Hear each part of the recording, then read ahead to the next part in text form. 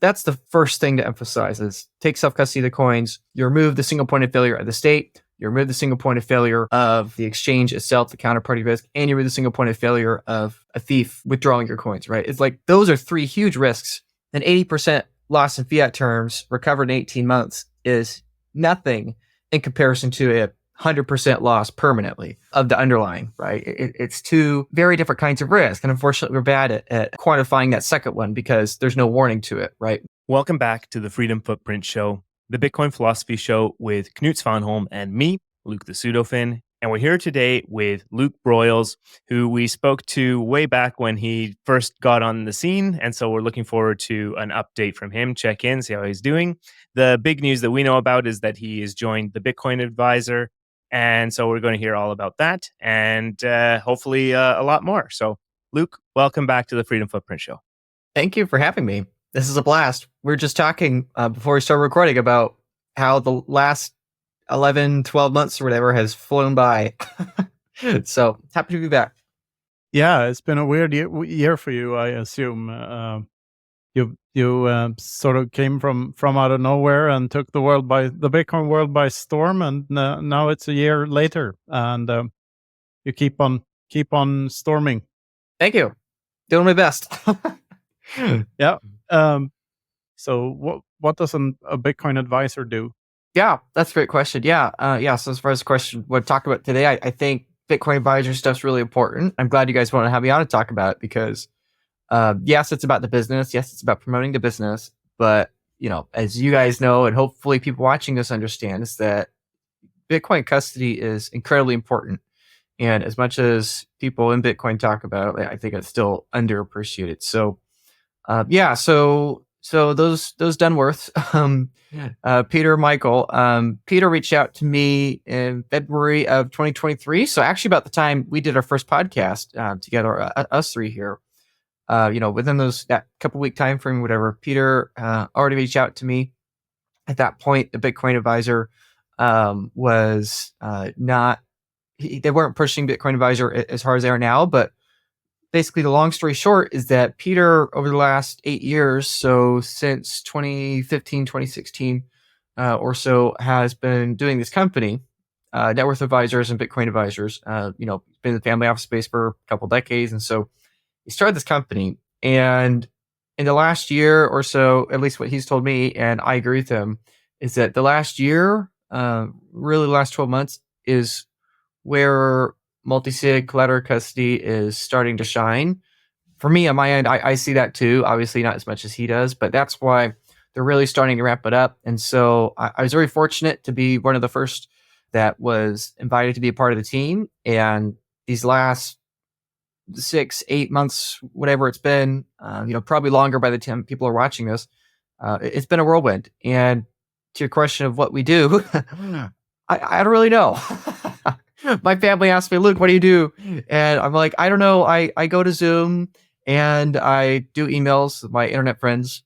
And we talk about Bitcoin. I mean, that's pretty much it. It's just talking to people, right? It's emails, phone calls, video calls, a lot of networking, a lot of helping people. Basically, what we do is we handhold people through the process of setting up their vaults and their custody and securing their Bitcoin. So it's really enjoyable because it's so focused on people and solving really big problems in custody and ultimately helping people have peace of mind. So yeah, that's pretty much what it consists of, and that's the story there, and it's a blast. Yeah, from what I know, there's been quite a bit of development in the multisig area with you can do more with them now, right? With the one of the keys being a master key, and there being key Merkle trees or whatever you call them. So it's more programmable. I think I saw something in Miami with someone had something that looked like the programming language for kids, Scratch, but with the Bitcoin multisig stuff. So you could do if and then and or circuits with multisig stuff, which looked really interesting. Do you know anything about that? I'm not sure if referring to it specifically, but there's a lot of development in the space, a lot of new products. So that's pretty exciting. Yeah. Have you heard anything about that, Luke? Yeah, the multi-sig stuff intrigues me. I mean, as far as we've heard about it, we spoke to Peter before the Bitcoin Advisor came up, but there was a little bit, we dug into this stuff a little bit for sure. But so I think it's great to check in now after. I think you are actually the first official Bitcoin Advisor we've had on since it launched. So yeah, I really like the space of this multi-sig, these multi-sig services. There's a whole bunch, right? Like Unchained, Nunchuck, others that won't be named or that I can't remember. But like I guess the idea, right, is that it helps users key manage without having to manage all of their keys, but still get the benefits of multi-sig, right? Isn't that the idea? And then you guys come in to walk users through the process and also help to safeguard the multi-sig, right? That's the idea. Yeah, correct. So, I think it's really important for people, especially those that are trying to take their Bitcoin custody the next step or wanting to buy more Bitcoin, take their allocation the next step. Like, I think this is super important because most people, when they look at Bitcoin, they're scared about Bitcoin volatility, let's say. And that's comparatively, that's a very small risk in my view, compared to the custody risk, right? So if we want to think of Bitcoin from risk allocators' perspective, let's say we have this much risk that is due to Bitcoin volatility, right? What if Bitcoin crashes 50, 70, 80% and doesn't recover in price for 2 years, right? What about my cash flows, my portfolio, whatever, right? That might be like this much risk, right? But then the vast majority of risk, at least in my view and Peter's view, and really what I think should be everyone's view, the vast majority of risk is actually custody, right? And unfortunately, that's human beings, as and this is an insult to anyone, but it's true for me too. Human beings, we have a hard time adjusting risk tolerances. We have a hard time properly accounting for that risk. And unfortunately, I think most Bitcoiners don't realize the risk, right? We all like to focus on fiat price and the volatility of fiat price, right? Like, we're recording this, Bitcoin's down 5%, in the last 48 hours or whatever. I mean, so it's always going up and down. Well, it's up again, it's right? Back up at 44. There we go, right? Proving my point. We always focus on the fiat price. Right now Bitcoin's at $44,000. Yesterday it was down to 40K after crashing. But every day it goes up, down a few percent. So this is the risk we think of, but people aren't thinking about that risk, right? And so, Luke, to your point, that is the basic idea, correct? Is that the beauty of Bitcoin is that it removes the single point of failure from base layer currency itself, right? So, the Federal Reserve is the single point of failure for the US dollar, right? And every time we want to debase the dollar, bail out banks, or pass some sort of stimulus, war, whatever, we just exploit that single point of failure, right? That's the double spend problem. And so that's the exciting thing with Bitcoin, is that it solved that single point of failure. But now, building on top of that, the new question has to be accounted for is, if the money itself has solved for the single point of failure, how are you going to solve for a single point of failure in your custody model, right? And so, funny enough, this is one of the reasons, I'll first differentiate between exchanges and then self-custody. Obviously, with exchanges, as we all know, and people get tired of me for shouting, as you guys, I'm sure here too, from all the critics, is, don't keep your Bitcoin on exchanges, right? Get your Bitcoin off exchanges. If you have Bitcoin on exchanges, you don't really own Bitcoin at your extreme risk, right? And this is precisely why, right? If the Bitcoin itself doesn't have a single point of failure, but if you're trusting Coinbase Bitcoin or ETF Bitcoin or FTX Bitcoin or BlockFi Bitcoin, you have a new single point of failure that is the counterparty risk of said exchange. And additionally, you also have the single point of failure of a security breach to that counterparty risk too. And this is something I think most people don't factor in. But if you have, let's say, a Coinbase or Binance account, even if that exchange survives for the next 10 years, let's say, I mean, unfortunately, I do a lot of these calls, and unfortunately, a decent number of people, have some sort of, have their identity stolen or emails hacked or password. People, not to be too blunt, but typically the people that have their Bitcoin on exchanges, unfortunately, are typically the people that don't have their account security particularly down solid.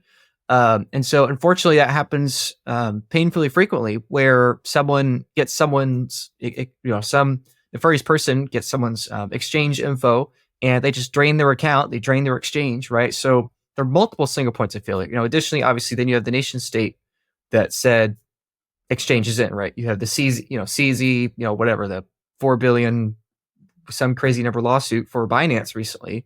With CZ, the guy who at one point was like, free from, government agents running around or whatever. But, point is that's the difference between non-custodial Bitcoin. Obviously, hopefully everyone watching this and everyone that's a fan of yours understands that. But it is disturbing that there's a lot of people that don't get that, right? Which I guess shouldn't be a surprise, because perpetually in Bitcoin with an exponential curve, there's perpetually a large percentage of people that are very new, as in the last 6 to 18 months.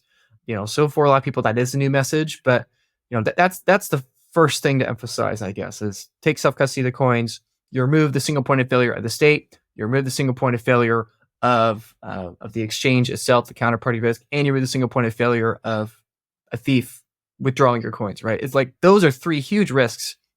Again, an 80% loss in fiat terms recovered in 18 months is nothing in comparison to a 100% loss permanently of the underlying, right? It's two very different kinds of risk. And unfortunately, we're bad at quantifying that second one because there's no warning to it, right? With fiat price, you see it every 12 hours or every 30 minutes when you refresh your phone, but we don't think about a thief breaking into our Binance or Coinbase account until it's already happened. Or we don't think about an FTX collapse until it's already happened, right? I mean, I wasn't on YouTube or Twitter at the time warning people about FTX publicly, but I was on various, Discords, channels, and sub discussions elsewhere on the internet, and I was warning people about FTX before it went under, and people said it was crazy because and I don't know what your experience is, but I remember with the FTX stuff, they're like, Luke, stop being so paranoid, stop being a fearmonger, stop spreading FUD. People like you are the problem, blah, blah, blah. Like, stop, putting a whole dampen on the industry, quote unquote, whatever the heck that means. Because it's like, oh, FTX is regulated. It's the second largest exchange. It's safe. It's fine. And it's funny because, I'm bullish because of the Bitcoin ETF, but in many ways, I think it's the same way, right? I mean, even if 90% of the Bitcoin ETFs survive the next 20 years, like, I don't want to take a 10% chance of my generational wealth disappearing, right? And so it's like, obviously, I'm bullish on the Bitcoin ETF. When we're recording this, the ETF's not been approved yet. Maybe it will be, maybe it won't be by the time people are watching this. Whatever the case, whether it is or isn't, it's irrelevant. When it is approved, or when it is mainstream, reality is, in my view, I don't think even that's tolerable. Even though it's the best form of paper Bitcoin, quote unquote, it's just a bitter reality that there is decades of history of ETFs, for gold, silver, and other commodities being manipulated. Again, FTX was the tightest with the SEC and the regulators, and that didn't turn out particularly well. And it was astonishingly bad because, they had like no Bitcoin, right? It wasn't a minor insolvency. It was like complete total debauchery. So, I guess that's kind of my perspective there, right? Is that I don't know what your opinions would be, but my opinion is that upcoming cycles, the boom bust of upcoming cycles, in large part, I think, will be from the Trojan horse that is the Bitcoin ETF, the incoming liquidity and demand for Bitcoin via the ETF, more traditional finance means. And then, of course, obviously, a portion of those will be rug pulled, maybe partially, maybe entirely, maybe all of them rug pulled, I don't know. But to me, it's basically like a roulette, right? And even if the odds are 90% in your favor with the ETFs and these paper Bitcoins, it's like, to me, it's just not justifiable, right? And so, anyway, all that to say is, with that said, then the question is, if you understand Bitcoin risk single point of failure for the currency, and if you understand don't keep it on exchange because that's a single point of failure for custody, then the question is, okay, counterparty risk is not excusable from a capital allocation perspective. So now, how do we self-custody in the safest way possible? And that's where collateral custody multisig comes in. Basically, what we're trying to do is we're trying to be an easy onboarding route for new Bitcoiners as well as hardcore Bitcoiners like us alike. Basically diverting demand away from paper Bitcoin to real Bitcoin with very, very reasonable value proposition. So, yeah, that's the idea. Yeah, couldn't agree more. I mean, another way to say risk management is just responsibility. They're two sides of the same coin.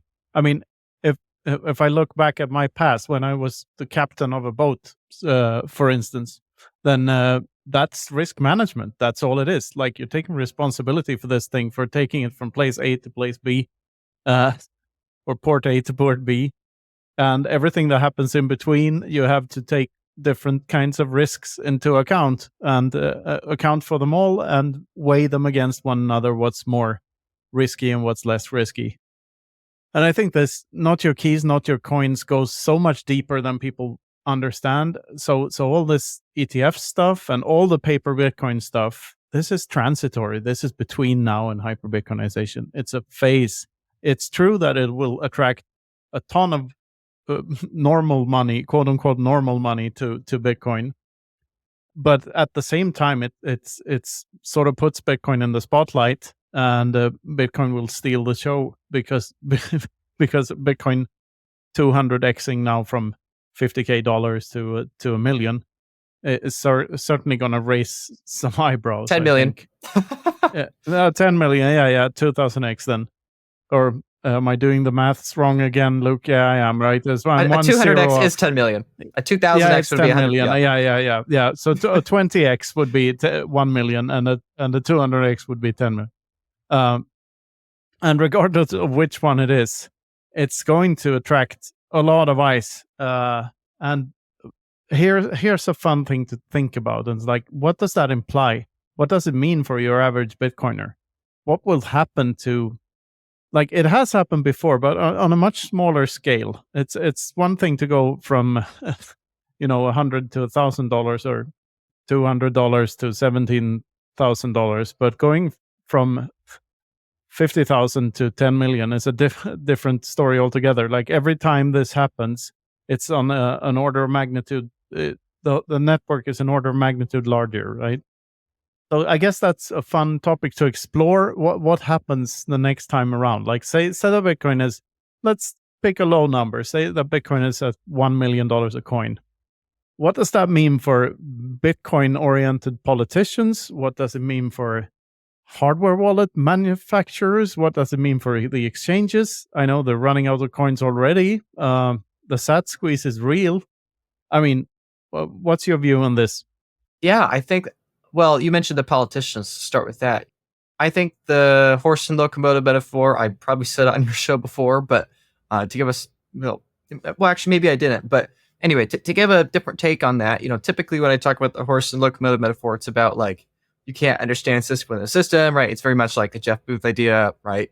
But I think the big wave for Bitcoin adoption after, ETF and traditional finance, kind of embraces it, for a little while before they get rug pulled from it once or twice.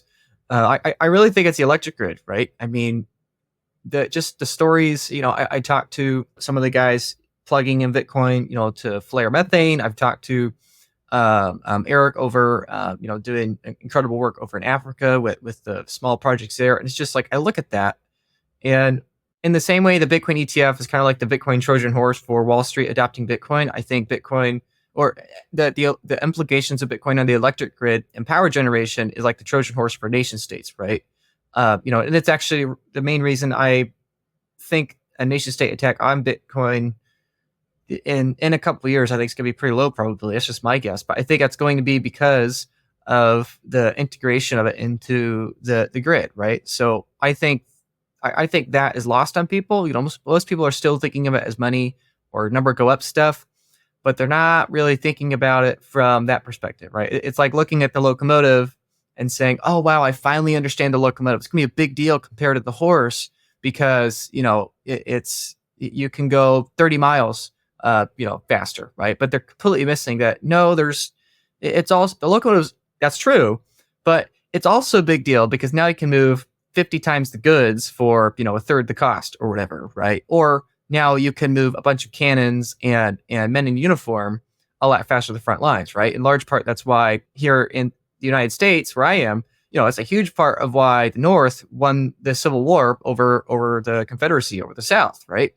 Obviously, there's a lot of factors there, but one of the main ones is that the North had much better manufacturing and much better locomotives, right? We could move men to the front lines a lot faster than the South, right? And so I think in the same way that the locomotive people resist it at first, but then they realize, if we don't build this train thing, I don't get it, but if we don't spend a bunch of money on it really quickly, our enemies are going to, and they're going to dominate us, and we're going to no longer have the option to build a locomotive because we won't exist as a nation state, right? And so, as much as both you and I, and probably many people watching, are not in huge fans of the state, I think that is a reality, that it's a transition point, right? And I think that states and large corporations will adopt it and integrate into the electric grid if it makes their cash flows better, if it reduces expenses, if it improves, therefore, their share price, stock price, gets their CEOs or whomever, more benefits, gets the politicians, their districts, more jobs. I mean, I think they're going to be in favor of that for their electric grids. And then I think it's going to be a kind of a new form of, space race, essentially, except into the digital world. So, I mean, $1 million Bitcoin, that's only a 20x, right? From here, I mean, the ETFs potentially alone theoretically could push Bitcoin to $1 million. And then people forget about, like, when I'm saying electric grid, it's like that, like, don't even think about that until $1 million Bitcoin. And then once it's $1 million Bitcoin, the whole integration to the electric grid thing, that's a huge deal for number go up, right? Because that's more and more energy backing it. That's more and more money printed to subsidize. Said, as much as I'm against printing money, like, that's just game theory what they will do, right? Like, if we have we could tolerate a slightly higher inflation rate from a policy perspective. Again, not that I support it, but I think nation states will realize, we can tolerate a slightly higher inflation rate to raise more capital, deploy more printed dollars and have more debt, and use that printed fiat money, scam money, political currency, to support a Bitcoin infrastructure. Thus, kind of like the Michael Saylor strategy, right? Basically make our stock weaker, but ultimately the Bitcoin we're backing that with, kind of makes up for that, right? And so that's kind of the infinite money loop, right? Instead of Saylor buying $5 billion of Bitcoin over the course of 3 years, what if you have 3 different nation states each deploying $5 billion a week, right, into Bitcoin and Bitcoin infrastructure, right? That might sound like a lot of money to people listening, but hey, if you can make $5 billion out of nothing, I mean, and you're a politician that's looking to preserve your own self-interest, I mean, in the same way that, anyway, that's just my thought of what that next step looks like. I know that there's a bit of a dilemma here with pro Bitcoin, so quote unquote pro Bitcoin politicians, because if a pro Bitcoin politician should win in every country, then that's sort of the guy who decides what Bitcoin is, and so Bitcoin sort of needs to be somewhat illegal or somewhat shady, and somewhat, because otherwise it's not the separation of money and state, is it? It's just more of the same. So you may have a state that is better than the state right now, but it's still someone telling you that I'm going to allow you to run your node. Like, fuck you. Like, that's the whole point of the node, is to not have to give a crap about being allowed this or being allowed that. That's the whole point of the network in the first place. And I think there's really something deep to that it needs to be that way. It needs to be this rebellious thing in order for it to ever separate anything from anything, because you can't have both, really. Yeah, right. I agree with that. I mean, like, Bitcoin doesn't need politicians, right? I mean, shoot, with the China ban in mid 2021, they banned, what was it, roughly 30% of Bitcoin's, hash rate, basically, the huge crashing hash rate, the biggest one in the last 5 years, right? Network recovered in like 4 months, which is remarkable, by the way. But it's like, I think that proves your point, right? Is that Bitcoin doesn't need these politicians, and it's often one of the things. That's an example of politicians that were against Bitcoin. But I'm worried about the pro-Bitcoin politicians. Yes. Like, it's a different attack vector, but there is a risk there too. I mean, it's sort of ties into this spam debate now with the ordinals and all this crap that is like people paying to clog up the blockchain. The problem seems to be solved for the moment. I mean, the fees are down again. I guess they're going to run out of money, but there are it's anti-fragile, but it's also very delicate. Like it relies on Bitcoiners doing the work and being vigilant and not being passive in defending it and keeping it real, to use an ology term. Yeah, no, I just want to say I agree with that.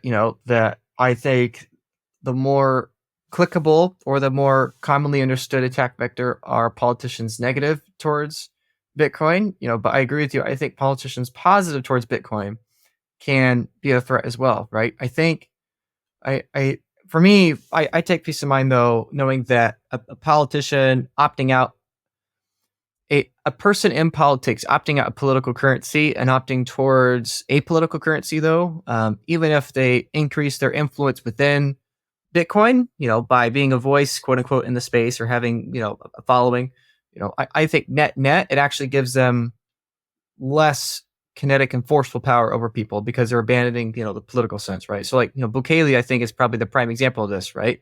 I'm generally, a fan of Bukele, right? But at the same time, that doesn't mean that I support everything he's done. And that doesn't mean that I think he's infallible and, clearly things can change, right? I mean, I've never met Bukele, but, I've spent some time with Max Kaiser and Stacy, where they talked about him a lot, obviously. And, that's one thing to think about is that comparing him to the other politicians of Latin America, it's like, arguably he's more powerful than the other politicians of Latin America because his approval ratings are just so crazy high and, people love him, and perhaps to a dangerous degree, right? This is the attack vector you're talking about.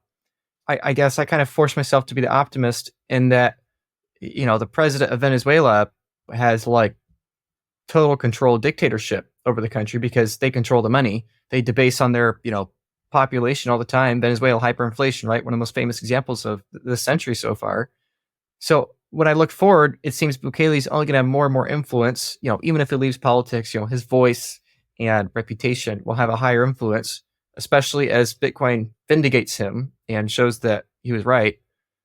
But then the Venezuelan president or other, leaders of the region, like I just see their influence declining, right? So anyway, I think you're right. I think it is a potential attack vector. I don't know if one is preferable over the other, but I think both are inevitable. Like I don't think it's that we can stop it. I mean, there will be anti-Bitcoin politicians. That's going to be inevitable. And I think there will be very pro-Bitcoin politicians. Both of those have their trade-offs. And I think it's just a matter of case by case being diligent.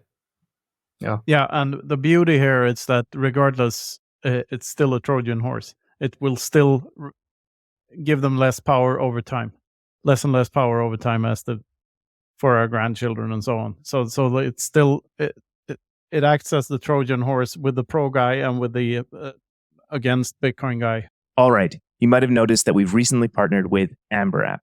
After our episode with Izzy, their CEO and our close friend, we knew we would have to partner with them in some way. If you haven't seen our episode with Izzy, definitely go check it out. You'll see why it's such a great fit. And honestly, they're following the orange glowing light like Izzy always says. And that's exactly what we try to do here at the Freedom Footprint Show. The big news about Amber App is that they're going to be launching their version 2.0. I've seen some of the screenshots and it looks fantastic. They're going to be including a non-custodial on-chain wallet, an anonymous Lightning wallet, a fiat wallet, and finally, it's going to be an exchange, of course. It's going to be just this super app. They're also going to be launching globally. Everyone's going to be able to use it. We're really excited about all that. Stay tuned with us and you'll hear all about it. And for now, check out their website, amber.app, and the episode with Izzy to find out more. Yeah, what else happens when Bitcoin reaches $1 million? Like, is that a point where we don't see cycles anymore? We just have number go up constantly. Like, is that cycle? Is the $1 million Bitcoin price what triggers hyperbitcoinization in a real sense, or is that too bullish? I don't know. I think it might be too bearish. I mean, like really, it's like there's 1.8 million Bitcoin on exchanges. There's 60 million millionaires. So if 1 in 30 of those millionaires, aka 2 million of them, decide they want one Bitcoin, today recording this video, it's $44,000 US. So, a 5% allocation for a millionaire is one Bitcoin. I mean, if 1 in 30 millionaires wants a 5% allocation, aka they want to get to 1 Bitcoin, that's a major unit bias psychological level. I mean, that's all of them, right? That's crazy to think about. Like that's not even 3% of the world's millionaires, right? Then factor in all the people that their unit bias level they want is not 1 Bitcoin, it's a million sats, right? I mean, yes, it's only 1% of the Bitcoin, but there's well over 100 times that many people, right? And, they may not be able to allocate it as fast because unlike a millionaire, maybe they have less disposable assets or less assets liquid. But, all those cash flows, all those assets, I mean, it's just, like, I just look at the numbers and the Bitcoin on exchanges and it's like crazy. Just small percentages of people taking small percentages drains it completely, right? Like what if, like I just said, 1 in 30 millionaires wanting 1 Bitcoin at 5% allocation. Okay. But what if it's a smaller number, right? What if it's not 1 in 30, but 1 in 60 billionaires wanting a 10% allocation? It's the same math, right? Or what if it's 1 in 120 millionaires wanting a 20% allocation, right? Is a 20% Bitcoin allocation crazy? It may sound crazy to people now, but I don't think it is. But I think easily 1 in 120 millionaires will say, I want a 20% allocation. So factor in the 1 in 120 wanting a 20% allocation, plus the 1 in 60 wanting a 10% allocation, plus the 1 in 30 wanting a 5% allocation. Now we're talking about 1 in, now like 1 in 31, right? So still like probably not even 3% of millionaires, but yet that's 3 times the total supply of Bitcoin exchanges, right? I mean, obviously, as they buy it and they force price up, that's going to change. But, in principle, like I just look at that and I think, it's just coins on exchanges, they're not enough, and that's just the millionaires, right? Then you have the billionaires like Saylor. When we're recording this, Saylor a few weeks ago announced that MicroStrategy is buying another $600 million of Bitcoin. And then he announced, firstly, he's going to sell $200 million of MicroStrategy stock, roughly speaking, and acquire $3.4 million of Bitcoin. Per day. Per day, based on market fluctuation, right? Which is crazy. Yeah. I mean, with the halving in April 2024, there's only $20 million of Bitcoin issued per day at Bitcoin's current price, right? 450 Bitcoin a day. I mean, that's like, okay, Saylor alone is like a sixth of all the Bitcoin minted on the day. It's crazy, crazy math. Let me fill in the blanks here. So the difference, please do. Most people don't know this, but the difference between a billion and a million is about a billion. Like the million is so small in comparison to the billion, so you can just don't worry about that million. So a billionaire is a very different thing from a millionaire. Right. And also, these first 15 years, like Bitcoin is 15 years old. As we speak, Bitcoin is 15 years and 1 day old. And during these first 15 years, we've mined 93% of the total supply that will ever exist. Over the next 15 years, we'll mine 6% more. So, and from that point on, until the last Satoshi is mined, we'll mine the last percent. So like over the next 15 years, 6%. So comparing these first 15 years to these next 15 years is just way off because of the immense sat squeeze. And also like the sats on exchanges, half of them have been sold the last 6 months. And now Saylor is trying to buy every day, like 3 million. And add to that everything else that you just said. Like the supply and demand curves are just, it's a train crash. It just can't go anywhere but completely bonkers. It's not number go up anymore. It's number explode. You make a great point. I love the way you said that the difference between a million and a billion is pretty much a billion. A million's, what, 10th of a percent? It is. People don't know this, but it is. Yeah, well, they don't think of it that way. The difference between a trillion and a billion is the same thing. It's about a trillion. Right. And that's why people say, oh, well, Bitcoin can't go to, $10 million or $100 million because, that's just so many zeros. So you don't understand orders of magnitude. You don't understand how much money that would take, Luke. But it's like, yes, I know that's an absurd amount of market cap to be added to Bitcoin, but there's an absurd amount of demand coming and there's an absurd amount of sats flowing out of exchanges, right? So it's like you have an exponential rising amount of capital with an exponentially decreasing amount of sats. So my point being that right now at the time of recording, every 96 seconds, one Bitcoin's added to the network, right? But with the last Bitcoin taking 35 years, that's a third of a century, right? That's globally. And that's a third of a century far more prosperous than ours, right? So right now we're recording this, before 2025. So we have well over 3/4 of the 21st century to go and all that technological progress. And then you have the early 22nd century, right? With all that progress, innovation, or whatever is going to happen then, we can't even fathom yet. My point being that while we get caught up in, Bitcoin to $1 million, Bitcoin to $100 million, Bitcoin to $1 trillion, right? Reality is that if we assume Bitcoin is going to survive for a long period of time, then we should assume that eventually that all of this global Bitcoin mining, that all of these politicians, all of these governments, all of these, individuals, people, companies, everyday folks, independent node runners, all these people are going to be chasing that last one Bitcoin in the early 22nd century, right? Like there could be, maybe 7, 8, 9 billion people on Bitcoin network in 100 years, right? Who knows? I'm just guessing, but there could be billions of people for basically an entire working career, aka a third of a century far more prosperous than ours, chasing one Bitcoin, right? So it's like, for me, way more than get to one Bitcoin because it's a round number. It's like, get to one Bitcoin because the last one's going to take 35 years. So even if it takes you 35 years to get one Bitcoin, like just go for it because you're, the kids born, your grandkids, they won't be able to get one Bitcoin. There's no way. You're not going to single-handedly have, a third of the century's, mining rewards yourself, right? This is not going to be possible or feasible, right? So, and then of course, once that finishes in 2140, then the only direction is down as far as balances, right? Globally, as coins get lost. Yeah, and this is also why Bitcoin is not gold 2.0. It's so different from gold. Like, so imagine it's a pretty good deal to be able to buy, say you buy 1 unit of worth of the world's total gold mining for 35 years, starting the year 2100. 5 and 10, 105, exactly. So the year 2105, the equivalent of all the gold mining in the world for 35 years starting at that point. That is what 1 Bitcoin is the equivalent of now. Which is also weird because it's not even that is bullish enough. And I'll tell you why. It's because gold was a good store of value and a good money because it as technologies moved forward and things became cheaper and cheaper, gold mining became more and more efficient. So more gold was found per time unit, so the prices were relatively stable. This is not true for Bitcoin.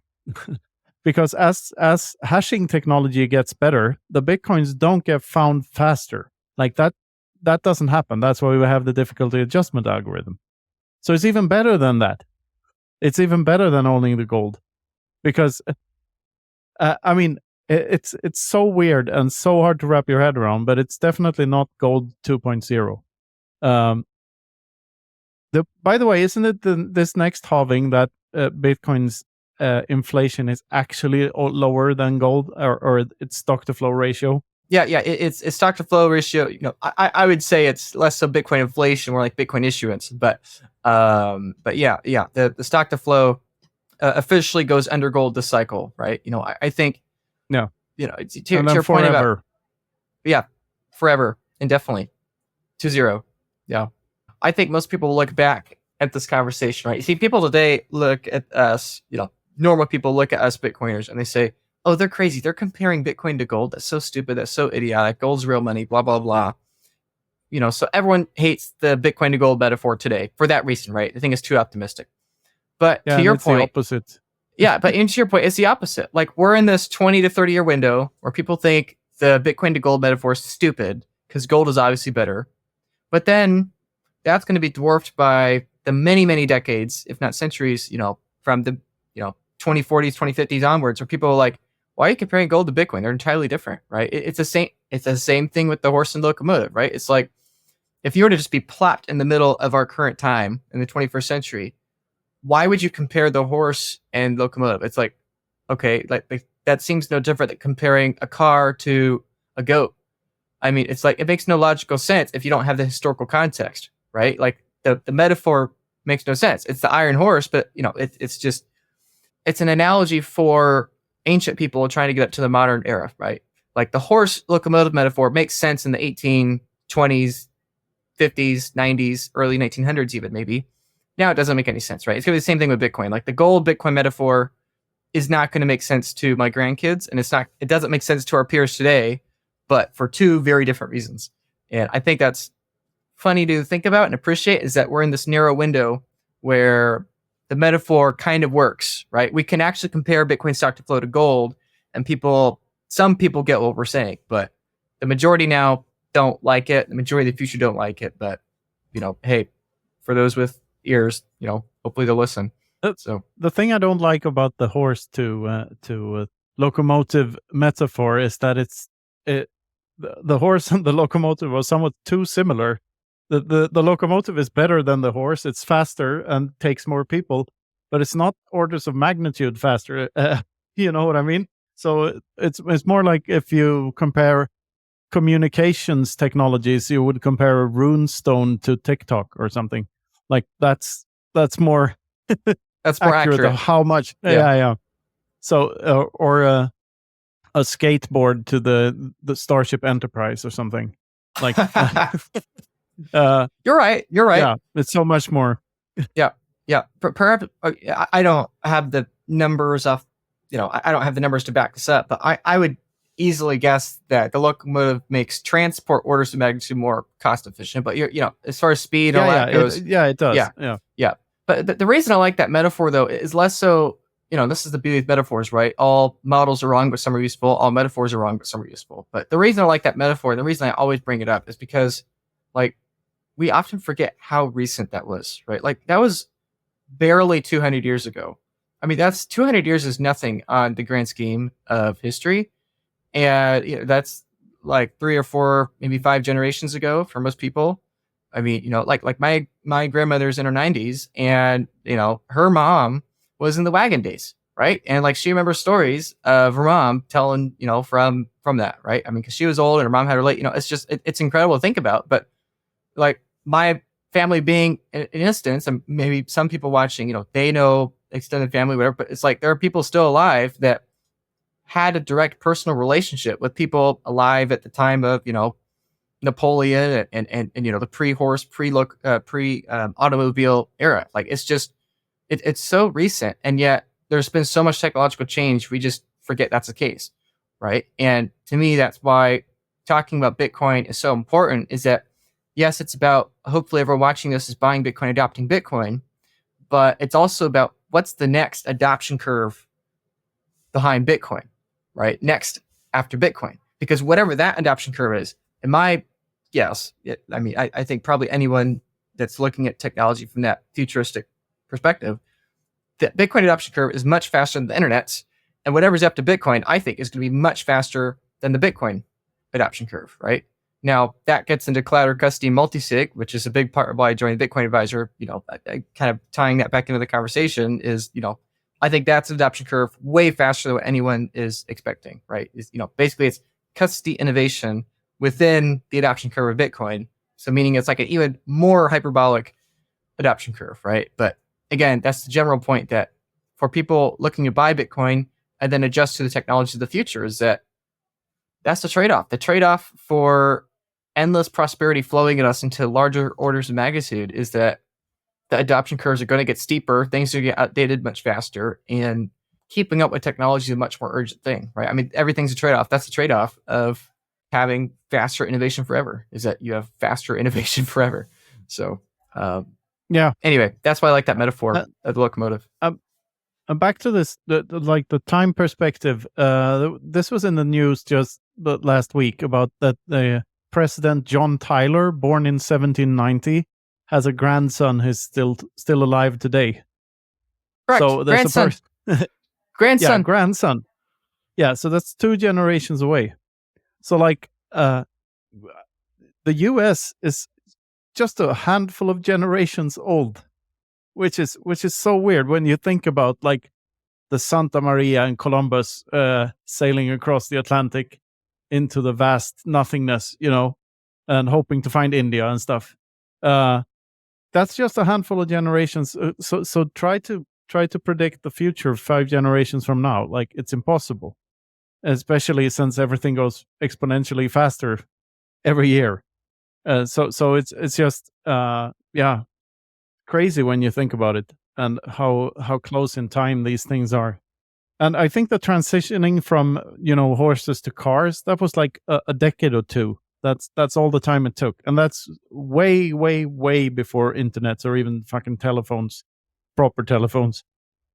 So yeah, imagine that things can happen very fast, which has positive and negative consequences, right? At New Year's 2024 New Year's, there was a famous video of the Arc de Triomphe at in Paris, of everyone holding up their cell phone recording the fireworks, right? Many of you probably watching early 2024 have seen this video. It kind of went viral. Yeah, I saw that. Yeah, but it's this whole going back to the first thread I ever wrote online, basically an article, Twitter thread, was about this idea that we have less in common with the future than the past, right? It's like that, that structure in Paris has been there for hundreds of years, and people just would walk around it never with a screen to their face for centuries, and now all of a sudden here we are. Last 10 years we've had the smartphone revolution, and now everyone just holds up a little blue screen, right? And so it's all these adoption curves are going to have I think are going to have a lot of positive implications, a lot of negative externalities. Hopefully the positive ones outweigh the negative ones, 10 to 1.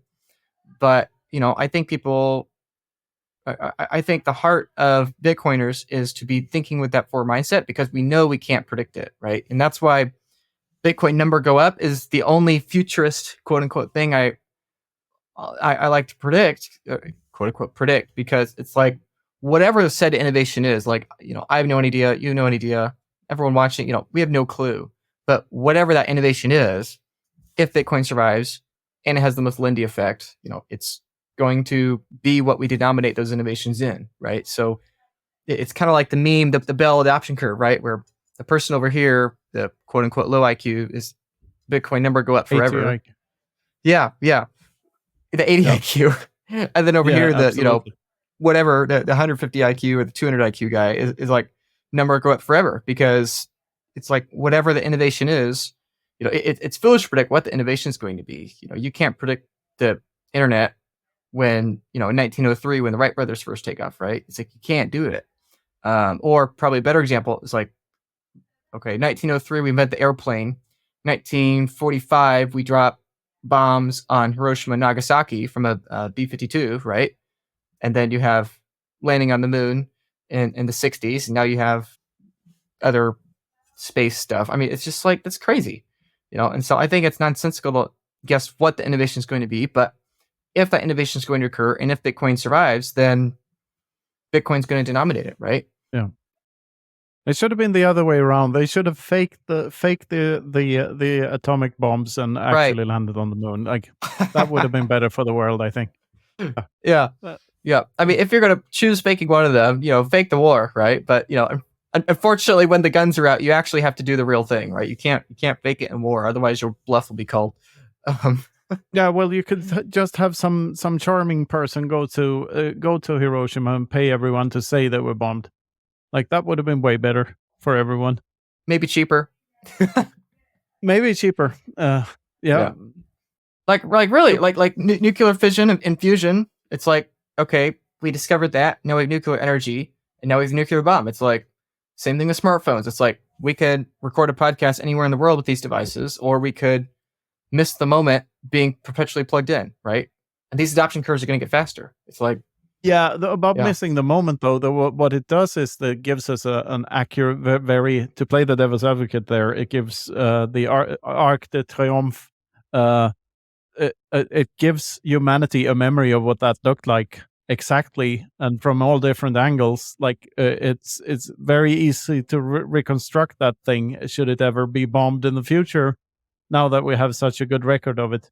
Yeah, precisely. It's not entirely negative. I guess that's just kind of the nuance I'm trying to say, is that it's like a mix of both, right? The angle here that I have on, like, I think, like, technologies and scientific breakthroughs and stuff, they're never good or bad in themselves. What makes them bad is when the incentives are misaligned, so that psychopaths get to use what they're used for. Which the atomic bomb is a perfect example of. I mean, that technology is very powerful, and it could have been used for good. Instead, it was used for blowing innocent people up, and some not so innocent, but still blowing way too many people up.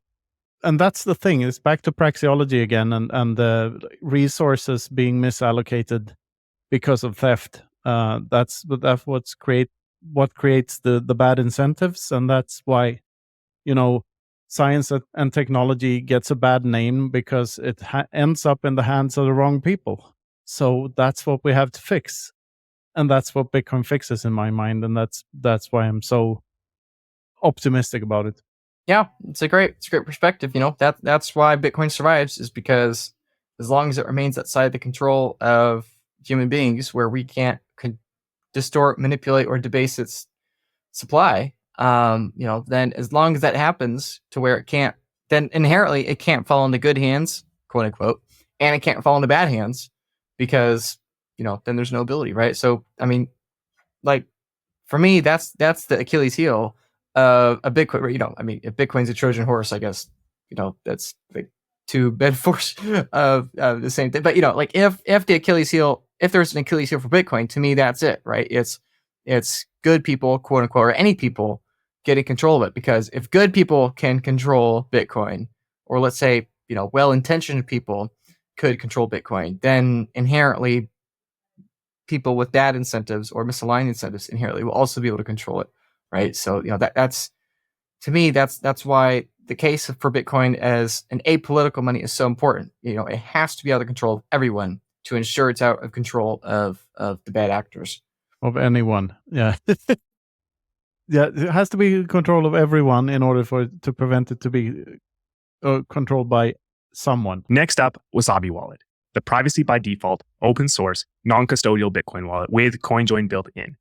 It's the easy to use, comprehensive, affordable way to make your coins private. And the best part is they've been making huge improvements to the app. They're really focusing on the user experience, adding advanced features for power users. They just keep getting better. You send your coins to your Wasabi wallet, and they get combined with loads of other coins using the Wabi-Sabi protocol, so they're private on the other end. Your tracks are covered, so you can work on expanding your freedom footprint without worrying about your privacy.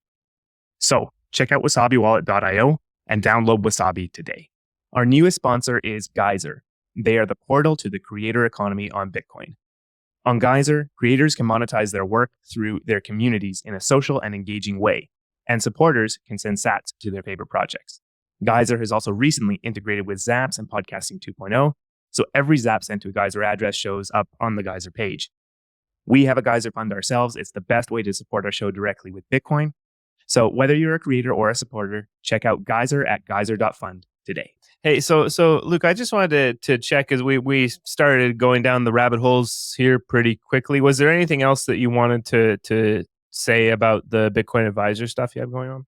Yeah, sure. Well, it actually ties in quite nicely with what we were just talking about. I think the whole we have less in common with the future than the past idea, I think, is true here too, right? I think even within Bitcoin, we have less in common with the near future of Bitcoin than the quote unquote distant past of Bitcoin, right? And then that future probably is less common with that future and that future, right? So, if we look at Bitcoin's history, Bitcoin's 15 years old now at the time of recording.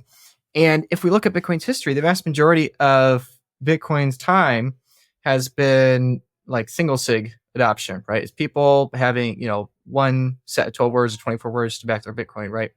I genuinely think that, the next wave of Bitcoin adoption is primarily going to be multi-sig, and specifically collaborative custody multi-sig. Hopefully people have zero single point of failures in those setups.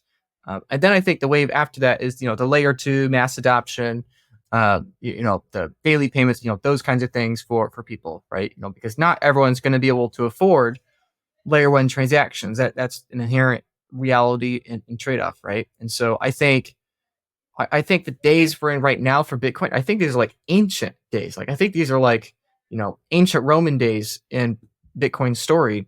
The old days where individuals would hold UTXOs, like whole UTXOs individually, and they would quote unquote so carelessly have them on, single sigs, right? Like I think that's going to be a foreign idea in the future, right? And it makes sense. So we've already lost millions of more Bitcoin, or excuse me, we've already lost millions of Bitcoin, 4 to 6 million or whatever the last 10, 15 years. I think we'll probably lose at least another million Bitcoin in the future, the mid future, not even the far future. But, I think that's important for people to keep in mind is that we're currently at, 1 in 1,000 people adopting Bitcoin, right? Maybe 0.1% or so, maybe double that, if you really want to get bullish. But to get from today to the next 50x in Bitcoin adoption, like the vast majority of those people, I think, are going to opt for multisig and specifically collateral custody multisig, right? If you're a company or a bank or a family trust or you have Bitcoin in your retirement accounts, like really your only options are Bitcoin ETF or aka paper Bitcoin or real Bitcoin in some sort of management solution, right? Like that, right? I mean, you can't have single sig Bitcoin in a Roth IRA. You can't have single sig Bitcoin in a pension fund. You can't have it on the nation state level, in that single sig, right? I mean, and so, obviously there's a lot of nuance in all those things I'm not going to get into, but that's reality that people are going to want Bitcoin, as much as, we may say, oh, be independent and don't have Bitcoin in your retirement accounts, blah, blah, blah. Reality is that, those millionaires, like I mentioned earlier, they're going to want at least some of their Bitcoin exposure to be within those accounts, and those accounts and the integration of Bitcoin into traditional finance inherently is going to be in various forms of multisig. And again,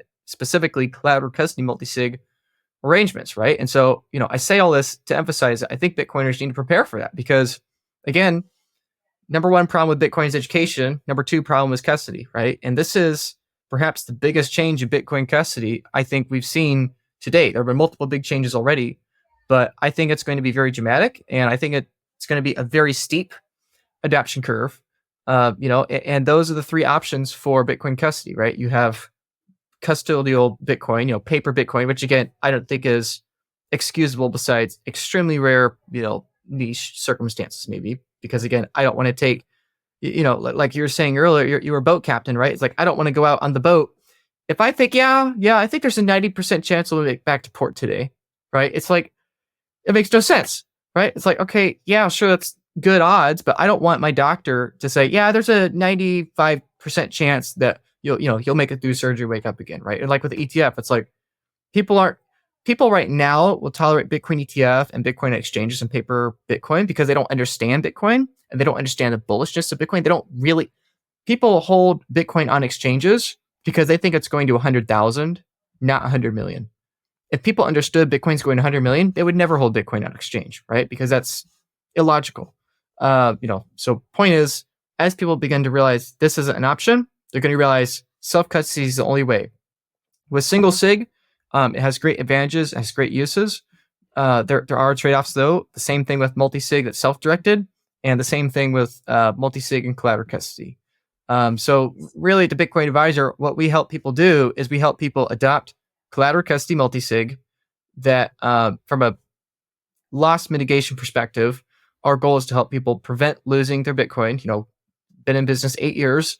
Not a single Satoshi has been lost. Peter's very proud of that. Everyone on the team is very proud of that. I mean, and we deal with people very experienced, people that are very new, people with very large amounts of Bitcoin, people with, orders of magnitude less or more Bitcoin, right? We deal with all net worths from all demographics, all age ranges, every factor of diversity you can think of. And, despite all that, not a single client has ever lost a single sat due to death, due to someone stealing it from them, theft, or lost keys. Basically, we're guardrails. We're like a buffer for helping people have security adopting it. And so for the people that are still stuck on exchanges, they're like, dang it, I've still got my Bitcoin on exchanges, or I think I'm diversified because I have my Bitcoin on different exchanges, right? It's like, for those people, Bitcoin Advisor is a massive value add and a massive service because we can say, yes, we know you're still on exchanges. Yes, it's okay. No shame. We know you're not doing it because you're scared of losing your Bitcoin. If you take those keys, let us help you.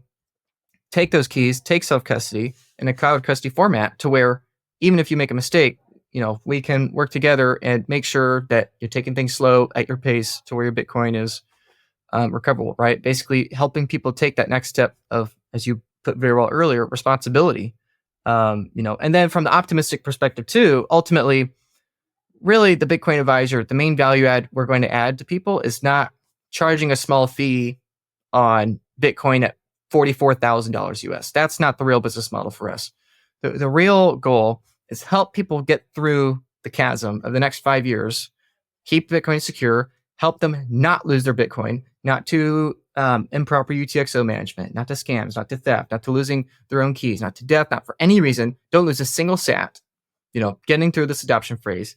And then on the other side, when Bitcoin has traditional finance adoption, institutional adoption, the real value add for us as a company, where we're going to have by far the biggest benefits, and likewise where our clients can have the biggest benefits, is in that future when people want to borrow. Right now, it's controversial, and right now I would not recommend it.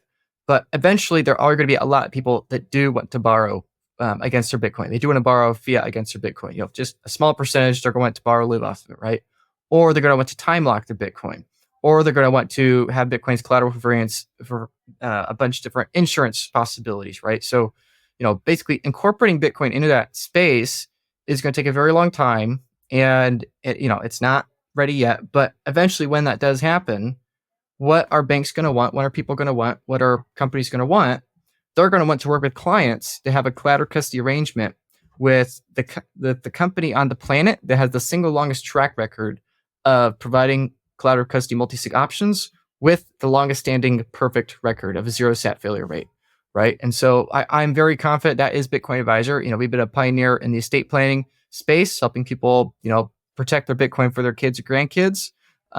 We've been a huge bringer of peace of mind for people that are like, hey, I've got X coins, I've got 100% allocation of single sig, and my wife or my kid or my nephew or my whomever doesn't understand how to act. Like, if I died today, my loved ones probably couldn't get my Bitcoin, right? And so they realized, I probably should have a 50% exposure to collateral custody multi-sig with the Bitcoin Advisor, where I know even if I die, I lose the other half, or even if I screw it up and I lose the other half, or I lose my memory, I'm in a car accident, basically, I need it. We're leaving the ancient world where we diversify between assets to protect our wealth. And I think we're entering the modern world where we don't diversify in the asset we hold. It's only Bitcoin, but we do diversify custody, right? And so I think that's the future. I think all of us watching this, all of us in this conversation, everyone watching this, I think we're all, beginning to see that transition. Companies begin to enter the space, get into multi-sig, FASB accounting rules. That's a big deal we didn't even get into, but both for number go up as well as for custody and multi-sig options. But that's essentially what we do at Bitcoin Advisor. And I really love the work. It's really rewarding. And frankly, the fastest way to buy more Bitcoin is to, in my belief, the fastest way to buy more Bitcoin is to secure your custody, right? I mean, again, this much risk is Bitcoin volatility. This much risk is your custody. Like, it's a funny thing I see with clients. At first, they book a call with me, or they consider it, and they're like, yeah, you guys are expensive. I don't know if I need it or whatever. Then eventually they try it. And within like a matter of weeks or months, they realize, oh my goodness, you guys are cheap, because I just realized that I can buy so much more Bitcoin. I can actually justify a higher allocation because now like 80% of my risk was just eliminated, right? Because now, okay, if a criminal, with a single sig, if a criminal, let's say I have 1 Bitcoin, aka 35 years of the 22nd century, on a single sig device in my house. If someone breaks in my house and takes those 12 words and then leaves, I don't know they broke in. Like, in 20 years, they could steal my Bitcoin, right? And so for our clients, when they have a greater peace of mind when it comes to the Bitcoin exposure, they end up on their own desire quickly increasing their allocation, especially if spouses or family members don't have the peace of mind that the client themselves does. It gets families on the same page. It brings peace of mind. The spouse, their loved ones, has the comfort knowing that, okay, if something were to happen to him or something were to happen to their coins, that the kids are going to be covered or whatever, right? That brings peace of mind, justifies high Bitcoin allocations. And funny enough, the vast majority of our clients, like well over 90%, once they join, like they begin increasing their stack because now they can justify it, right? So anyway, to the point with aligning incentives, that is what is so rewarding with this job to me. It doesn't feel like a job, right? Like I'm working all day, every day on it, but it doesn't feel like it because almost every person I'm on a call with that's a client is just so grateful for the service because it gives them peace of mind, helps them sleep better for their health. They can go out and instead of spending 500 hours trying to learn all the nuances with self-custody, they simply can have a voice along with them, guiding them, answering any questions they want, giving them as much information as they can so the person can, if they want, verify on their own. But, point being is that people want to, the point of Bitcoin's optionality. People want to have Bitcoin so they can do what they want with their life. And so for people having the option of knowing that, okay, good, I don't have to choose between single sig where I think I'm going to screw it up and fake ETF, but I can do a collateral custody arrangement, and an estate plan for, if I pass on or, if I'm not capable of managing these keys anymore. So, so I said a lot there. It's very funny. Most Bitcoiners don't understand this yet. I really am pounding the table on this very hard, in my videos and everything I'm doing. And yes, that is in my own self-interest, working at the company, right? But I'm also doing it because I really want Bitcoiners to start thinking about this, right? Because again, we're at 1 in 1,000 people adopting Bitcoin. Maybe 0.1%. Like, maybe Bitcoiners today don't realize how important multi-sig is, or again, collateral custody multi-sig. But the majority of the next 100x adoption, the majority of that next 10% are going to want this, right? And so, the Bitcoin Advisor has the longest track record. We have a very impressive team, in my opinion, global team, very decentralized team. We have a model I don't believe anyone is a rival of on the planet because every other multi-sig offering is a product. We are a service, fundamentally different. But my point is that even if the Bitcoin Advisor increases by a factor of 10 or 20 in the next, couple of years, like it's still going to be a very difficult hill to climb because the demand may go up 20x at minimum, maybe more like 50 to 100x, right? The companies are just starting, the high net worth individuals are just starting. The OGs, if you've got 50 coins at $50,000 of Bitcoin is very different than 50 coins at $1 million, right? And so for people that are wanting to protect against theft or death or loss, I think this is going to be a very large value prop, and I think the value proposition increases exponentially as the value of Bitcoin increases exponentially. And so, so that's what we do. I'm really proud of the work we do. I think Peter's brilliant because he's consistently, he in my experience, knowing him the last year, he's been consistently ahead of the curve. And to me, it's really fulfilling. So yeah, if people want to check it out, our website has lots of free resources. If they want to put in the 500 hours and do it on their own for free, or obviously they can book a call and pay for a service to have us walk them through it. So that's the pitch. That's what we do, and it's a blast. Yeah, I think we're going to the like, subscribe, and brush your teeth part, right? Sort of, but well, did you want to ask our new last question? Oh yeah, Luke. This is besides from working with the Bitcoin Advisor, what are you doing personally to increase your freedom footprint on the world? Ooh, that's a good one. My freedom footprint on the world? Well, I'm doing a lot of traveling. I'm going to Costa Rica, and this is related. I'm going to Costa Rica in like 10 days for Bitcoin Jungle, and then I'm going to South Africa. Then I'm going to go to Guatemala, and then a couple other countries later in the year. Hopefully Madeira, Portugal, and Prague, and obviously, Canadian Bitcoin Conference. That's like just north of me. But I say that to say that one of those trips, especially the trip to Guatemala, is not particularly Bitcoin related. That one is installing stoves for locals there. For them, most of them cook over open flame, and so cooking over an enclosed stove with an actual, chimney or pipes that gets smoke out of the house. That's like a really big deal, right? It's the fastest way, For many of these Guatemalans, the single fastest way to reduce smoke inhalation and therefore various forms of cancers, the fastest way to give the wives and mothers less time chopping wood and more time educating the kids, basic education, is this because it's more efficient for firewood. That means less jungle that's being cut down, more time to educate the kids, less health problems, right? Better calories because you can cook more food because you can have the fire going for longer, right? So, the whole mantra of increasing freedom and increasing energy abundance and increasing energy freedom, I think it's important in all aspects. Bitcoin's an incredible tool. It's not the only tool we need, but it's a very imperative tool at having as much energy possible per capita around the world. And that's what's so fulfilling about going to all these conferences, is seeing how energy abundance is being manifested and created in different ways in each different place, right? I was just in El Salvador. I'm sure Costa Rica is going to be very different than El Salvador, right? And I'm sure South Africa will be different. Guatemala is very different. So, anyway, so I guess what I'm doing to increase my footprint is just making videos, content, and hopefully inspiring people to increase energy abundance. Excellent. And final question: Where did you have anything else you want to add? Where can we send your people to online if they want to dig into more Luke Broyles stuff?